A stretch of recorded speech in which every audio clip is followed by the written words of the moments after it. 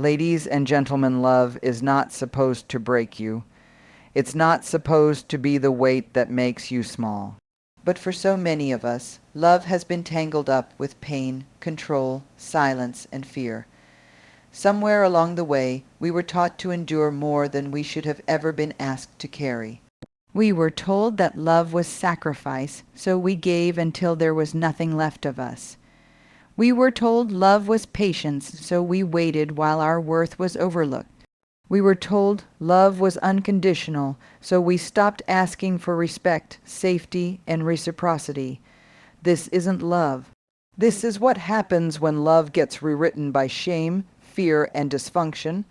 And for many of us, it started early. We saw relationships modeled not on mutuality, but on survival.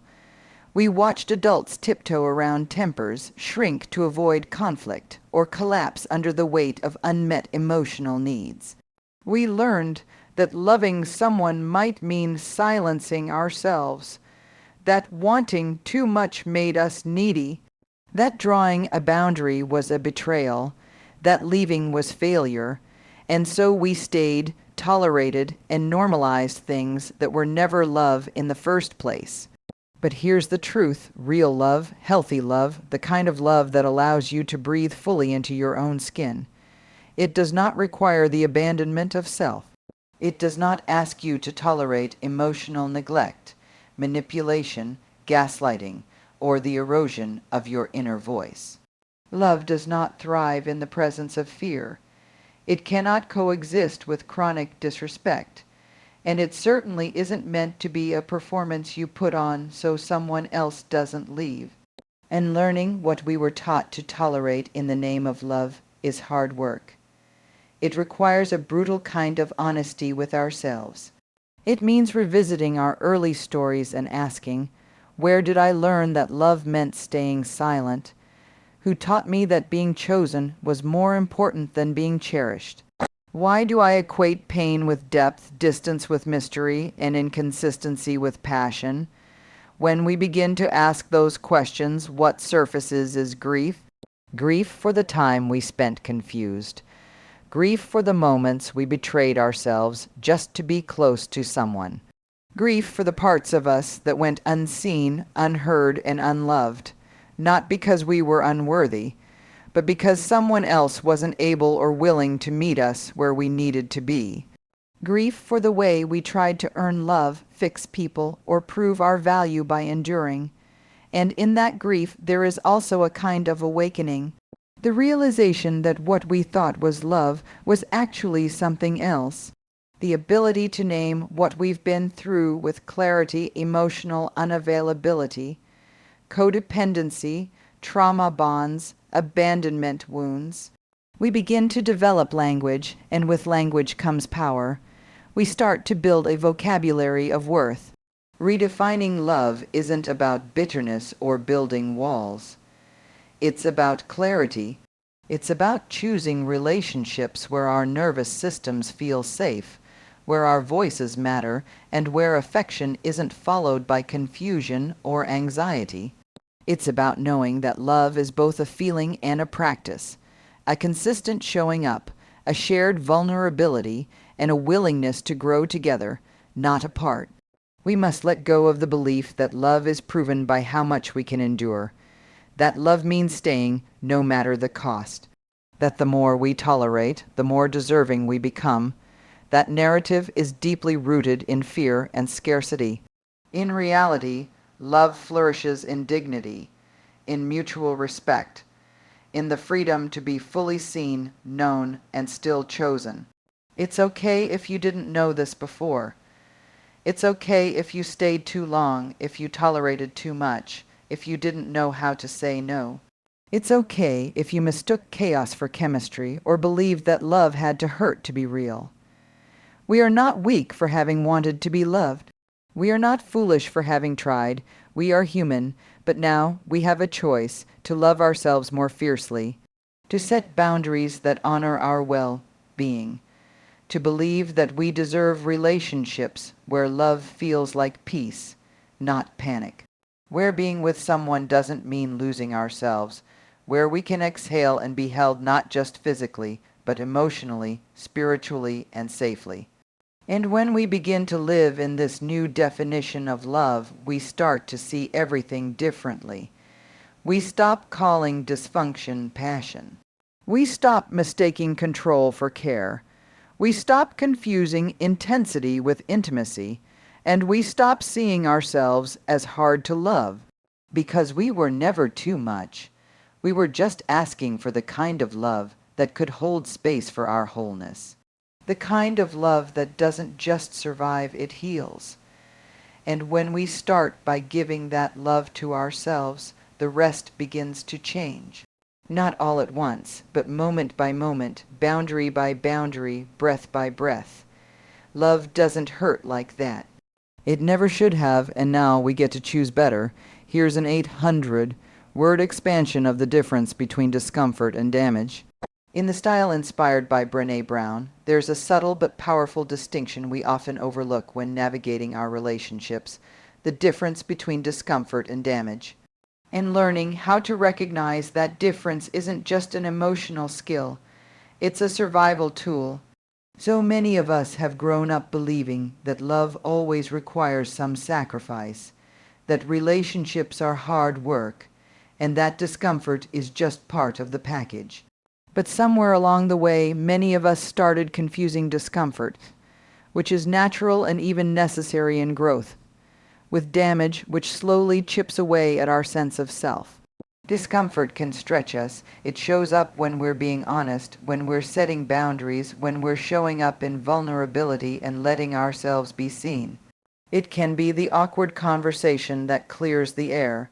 It's telling someone we're hurt or scared. It's hearing feedback we didn't want but maybe needed. Discomfort means we're engaging, we're in the arena. It's the cost of connection, but damage corrodes. It makes us question our worth, not our behavior. It leaves us walking on eggshells. Damage makes us smaller, quieter, less trusting. It doesn't challenge us to grow. It convinces us we're not enough as we are. It's important to normalize discomfort in healthy relationships. Growth hurts sometimes, and that's okay. Love invites us into spaces where we confront parts of ourselves we might prefer to avoid. Maybe we're defensive, maybe we shut down, maybe we've learned to stay silent when we should speak. A healthy relationship will challenge those patterns, not with shame or manipulation, but with truth and compassion. That might feel uncomfortable, but it's not meant to dismantle us. Discomfort says, there's more here if you're willing to be open. It feels like a stretch, not a blow. Damage, on the other hand, feels like erasure, like gaslighting, like betrayal. It's not someone pointing out something hard for our benefit. It's someone using our vulnerabilities as weapons. Damage doesn't happen all at once. It's often slow and quiet. It's in the constant invalidation, the disregard, the manipulation dressed up as concern. It's in being made to feel crazy for having needs or boundaries. And the scariest part, sometimes damage hides in a relationship that from the outside looks fine. Sometimes it hides in patterns we grew up around and came to think were normal. There's a story we tell ourselves that love means staying, enduring, absorbing. We confuse emotional labor with emotional survival. We tell ourselves that love is hard, and it is, but it's not supposed to be harmful. Loving someone should not require the abandonment of self. The idea that love always hurts is not romantic, it's dangerous. It teaches us to tolerate the intolerable, to accept harm as an inevitable part of closeness. But that's not love. That's damage disguised as devotion. We need to get clearer about what healthy discomfort looks like. It looks like a partner saying, I need to talk about something that's been bothering me. And you feel that drop in your stomach, that flush of vulnerability. But they're not attacking you. They're inviting connection. It looks like facing your own triggers and patterns when someone you love calls attention to them with care. Discomfort isn't always easy, but it builds bridges. Damage looks different. It's the partner who makes you afraid to speak. It's being constantly criticized under the guise of just being honest. It's when your intuition screams that something's wrong, but you've been taught to dismiss it. It's not one fight. It's a pattern of making you doubt yourself, and here's the hardest truth. We often stay in damaging relationships longer than we stay in uncomfortable ones. Because discomfort is honest, and honesty can feel like confrontation. Damage is manipulative. It plays nice until it doesn't, and by then we've convinced ourselves this is just how love is. Healing begins when we learn to trust our internal radar again. When we stop justifying what hurts. When we give ourselves permission to say, this is more than uncomfortable. This is unsafe. And that doesn't always mean physical danger. Emotional damage is just as real. If you feel erased, diminished, silenced, controlled, that's not love. That's harm. The path forward isn't perfect clarity. It's practicing awareness. It's asking, am I growing here or am I disappearing? Is this discomfort leading me toward deeper connection, or is this damage shrinking my sense of self? We won't always get it right, but we get stronger every time we choose to pause, reflect, and listen to what our body, our heart, and our intuition are telling us. There's no shame in realizing we stayed in damage because we thought it was just discomfort. We all carry old stories about what we deserve, what love looks like, what pain we're supposed to endure.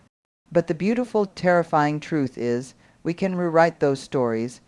We can learn the difference. We can choose healing over hiding. We can choose relationships where discomfort is a stepping stone, not a slow erosion. And in doing so, we begin to understand love doesn't destroy. Love invites, love expands, love might stretch you, but it should never break you. Redefining love. Unlearning what we were taught to tolerate, we are born into a world that hands us scripts. Scripts about success, worthiness, relationships, and especially love. These scripts get passed down from generation to generation, not always out of malice, but out of repetition. We are taught what love is supposed to look like, what it's supposed to feel like, and more often than not, what we're supposed to endure in the name of it. And so many of us enter relationships not fully aware that we're operating from a script we never wrote. Some of us grew up believing love is about sacrifice, even if it hurts. That love means staying when things get heavy, even when it breaks you. That loving someone deeply means accepting their flaws without limits. And while all relationships involve some compromise, many of us were never taught the boundary between compromise and self-erasure. We end up tolerating things that don't align with our values, that chip away at our peace, our joy, and our sense of safety because we were told, or shown, that this is what love looks like. But here's the truth. Love, real love, doesn't ask you to betray yourself. It doesn't thrive on fear, manipulation, or control. And yet, so many of us have stayed in spaces, friendships, marriages, partnerships, where we've been taught that enduring pain is proof of our loyalty. We confuse tolerance with strength. We confuse silence with maturity. We confuse exhaustion with commitment. There's a pivotal moment in many of our journeys when we realize that what we've been calling love is actually something else: attachment, dependency, survival. That realization hurts, it shakes us, because once we see it, we can't unsee it. We start to question the relationships we've built our lives around. We start to wonder if we've been loving others more than we've loved ourselves. Unlearning what we were taught to tolerate means grieving the version of love we once believed in. It means sitting with the uncomfortable truth that maybe, just maybe, we allowed things that harmed us because we didn't know any better.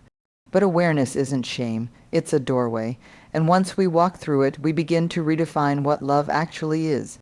Redefining love means choosing truth over comfort. It means recognizing that kindness without boundaries isn't kindness, it's people. pleasing. That forgiveness doesn't require reconciliation, that walking away can be the most loving act we ever do for ourselves and for the other person. This isn't about becoming hard or bitter. It's about becoming whole. It's about reclaiming the authority to decide what love means in our lives. Love should feel safe. It should feel honest. It should be something that expands us, not something that reduces us. When we redefine love, we learn to listen to the subtle alarms inside us, the tightening in our chest when we're silenced, the lump in our throat when we're dismissed, the ache in our gut when our boundaries are crossed. We begin to trust those signals, not because we want to run from love, but because we want to run toward the kind of love that heals. Redefining love also means we start showing up differently. We become more intentional with our words, more mindful of the energy we allow around us, and more courageous in naming our needs. We become less afraid of being alone, because solitude in peace feels better than company in chaos. This process doesn't happen overnight. Unlearning is slow, it's layered. It comes with relapses and revelations. But with every boundary we set, every truth we speak, every moment we choose alignment over approval, we build a new foundation. One based not on fear or guilt, but on mutual respect, emotional safety, and real intimacy.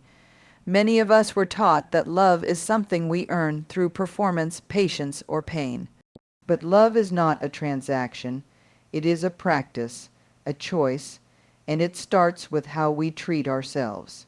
So let's tell a new story, one where love isn't measured by how much we can endure, but by how much we can grow. One where love isn't about surviving together, but about thriving together. One where the first act of love is asking, does this feel safe? Does this feel true? Does this allow me to be fully me? Because once we unlearn what hurt us and redefine what honors us, we stop settling for love that wounds and start cultivating love that heals. Let me know when you're ready for the next part, the difference between discomfort and damage. Great. Here's the first of the 4 expanded pieces in the style you're looking for. Redefining love, unlearning what we were taught to tolerate love, is one of the most misrepresented concepts we grow up with. From fairy tales to family dynamics, many of us inherit a definition of love that is entangled with sacrifice, suffering, and silence. We're told that love is patient and kind, and yet we're also taught, either explicitly or through observation, that love means enduring mistreatment, excusing neglect, and holding on no matter what. That kind of learning shapes our expectations and molds our thresholds for pain. It teaches us to normalize what should never be normal. But love, real life, giving, soul anchoring love, doesn't hurt like that. There's a difference between love that requires effort and love that requires your self-worth. Somewhere along the way, we got those wires crossed. We learned that relationships are hard work, which is true, but we weren't taught how to discern between the discomfort of growth and the pain of emotional erosion. So we tolerated things we shouldn't. We rationalized red flags we called survival commitment, and we mislabeled anxiety as passion. And maybe, at the time, that was the only version of love we had access to. But we are not meant to live and relive the emotional patterns that were handed to us uncritically. Unlearning those patterns is painful, because they are usually connected to our earliest experiences of attachment, what we learned from our caregivers, our culture, our communities. It feels disloyal to question those scripts, and yet, to redefine love in a healthy, whole way, we have to be willing to lay those old definitions down and grieve them. Yes, grieve them, because even unhealthy patterns can feel familiar, and familiarity often masquerades as safety. To redefine love, we have to re-educate ourselves emotionally. We need to build a new language for connection, one that includes mutual respect, healthy boundaries, and emotional safety. That kind of love doesn't require us to diminish ourselves in order to be chosen. It doesn't come with silent treatment, manipulation, or fear as its price tag. Love is not something we earn by being less needy or more accommodating. Love doesn't thrive in the presence of chronic insecurity or emotional scarcity. It flourishes where there is freedom to be fully known and still be fully accepted. Part of this process involves rewriting the stories we tell ourselves. If we believe that we have to suffer to be worthy of love, we'll find ourselves clinging to relationships that leave us depleted and confused. If we believe that love means rescuing others at the expense of our own well-being, we'll keep stepping into cycles of codependence and burnout. Our beliefs drive our behaviors, so we must bring those beliefs into the light and ask, who taught me this? Is it true, and is it serving me now? The work of unlearning is vulnerable. It means sitting with discomfort, confronting our fears of being alone, and challenging the internalized narratives that say we are only valuable when we are needed. It means replacing guilt with self-compassion when we choose boundaries over appeasement. And it means practicing the radical, brave act of choosing ourselves not in a selfish way, but in a way that says, I will not abandon myself to be loved by you. The truth is, when we start to redefine love, we begin to see that the highest form of love isn't martyrdom, it's mutuality. It's not about what we're willing to suffer through. It's about what we're willing to build together. And that kind of love doesn't drain us, it strengthens us. It's love that makes room for both people to be flawed and still grow. It's love that is curious, not controlling, steady, not volatile. It holds space for accountability, not avoidance. It brings both people closer to who they really are, not further from it. There is nothing weak about walking away from love that hurts. There is strength in saying, this is not the love I deserve. And there is healing in giving yourself permission to start again, even if it means being alone for a while. Because being alone in peace is always better than being together in pain. When we let go of what we were taught to tolerate, we create space for something truer, deeper, and more aligned to take root. This is what it means to reclaim love, not as something we chase or perform for or shrink ourselves to receive, but as something we co-create with someone who sees us, respects us, and walks beside us with care. Love, real love, does not ask us to disappear in order to be held. It sees us fully and chooses us anyway.